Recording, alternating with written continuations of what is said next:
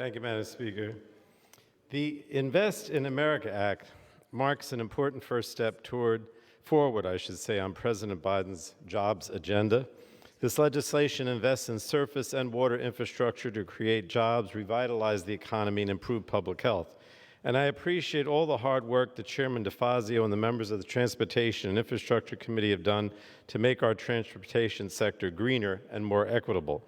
And I'm proud of the important drinking water legislation and vehicle safety legislation that's included in this bill that came out of my committee, the Energy and Commerce Committee.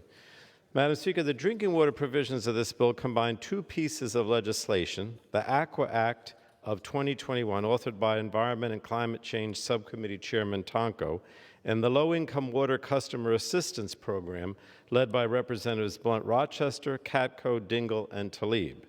Safe drinking water is one of our most fundamental human rights, yet right now, there are millions of Americans across the country who cannot trust that the water coming out of their taps is safe.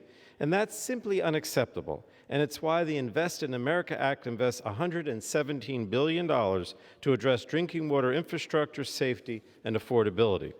The legislation increases authorizations for drinking water programs by more than $80 billion, including funding to replace lead service lines nationwide. There is no safe level of lead exposure. It comes with tremendous human health risks, and that's why we must replace the lead service lines that deliver our water and ensure every home is safe from lead contamination. The legislation also funds water resiliency programs, school drinking water safety programs, and tribal water programs. Investments in drinking water infrastructure have a proven track record of creating jobs while improving public health protections. Requirements included in this bill will ensure those jobs and those health benefits reach environmental justice communities. The bill will also improve drinking water safety by repairing the broken standard-setting process under the Safe Drinking Water Act. We all know that we need to do more to ensure the safety of our drinking water. This bill would make targeted changes and set deadlines to empower the EPA to set the protective drinking water standards that our communities need. And Madam Speaker, the bill provides assistance to low-income families so they can afford their water bills. Financial hardship should not stand between any family and basic access to water. This bill creates two water assistance programs similar to the successful Low-Income Home Energy Assistance Program, better known as LIHEAP.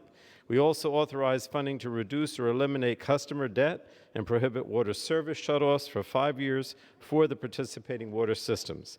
And these funds will give families peace of mind that they will continue to have access to safe, clean, and affordable water.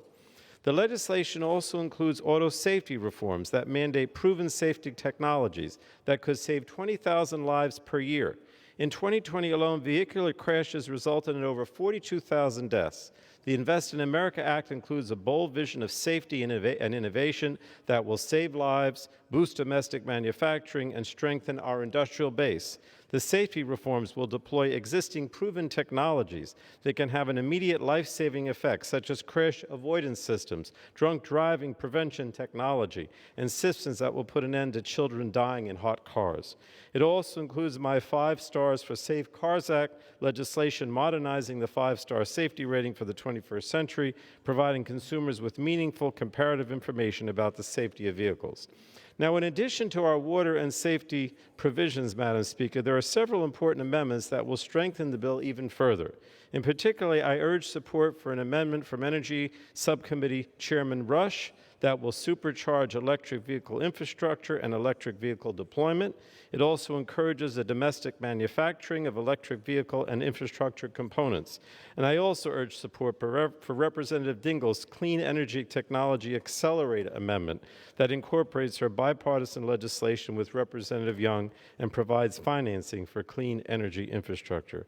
So, Madam Speaker, the Invest in America Act is transformative legislation that focuses our investments where they belong, revitalizing and modernizing our infrastructure, creating new good-paying jobs, and taking a critical step to fulfill President Biden's promise to build back better. I urge strong bipartisan support for this legislation, and I reserve the balance of my time.